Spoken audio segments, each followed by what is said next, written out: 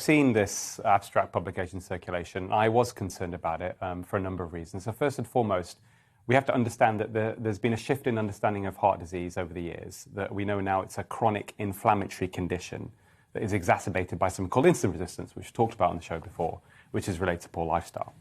Now, what this abstract has shown, what this research has shown, is that markers associated with increasing the risk of heart attack and probably even progression of underlying heart disease in people who've already got some heart disease has been significantly increased risk from 11% at 5 years, risk of heart attack, to 25%. Now, that's a huge increase.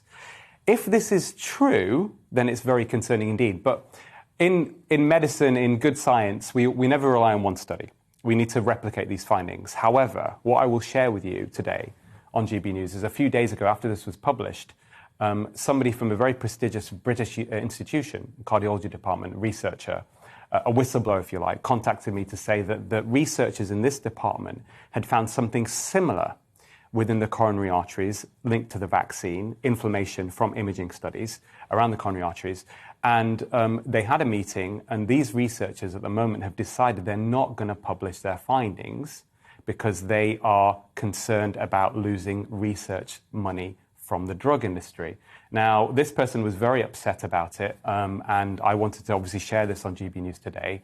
What I would say is that we then, knowing this information, which is very concerning, Stephen Gundry's paper in circulation, and also anecdotal evidence. I mean, I have a lot of interaction with the cardiology community across the UK, and anecdotally, I've been getting told by colleagues that they are seeing younger and younger people coming in with heart attacks. Now, what does this mean in terms of the data? We have to put the jigsaw for the pieces together.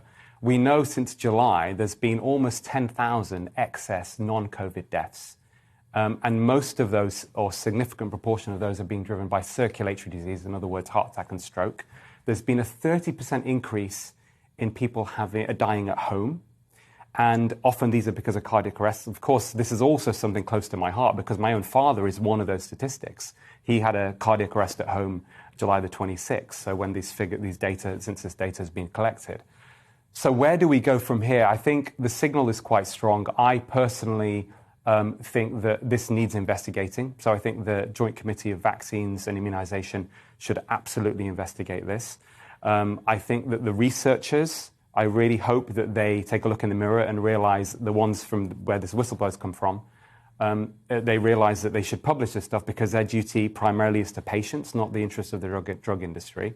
And I think the third thing, and this has been a discussion that's been ongoing, I think now it's high time that policymakers around the world put an end to the mandates. Because I think if this signal is strong and if it's correct, then history will not be on their side and the public will not forgive them for it, Alex. So this is very concerning. It needs investigating, and hopefully it can be resolved very soon. I think the other thing to mention as well, we shouldn't ignore the other possibilities of why there's been an increase in heart attacks. So part of the stuff I've done in my research and analysis over the years is looking at the lifestyle factors that drive heart disease and heart attacks. And the other things that we know have also happened, which also I'm sure are a contributing factor, is people's diets got worse in general over lockdown, and there was pandemic stress. Chronic psychological stress is a significant risk factor. So if it wasn't for this data that's come out recently, I would have attributed most of these excess deaths from heart disease to those lifestyle factors. Now the vaccine has been thrown in to the equation, we can't ignore it.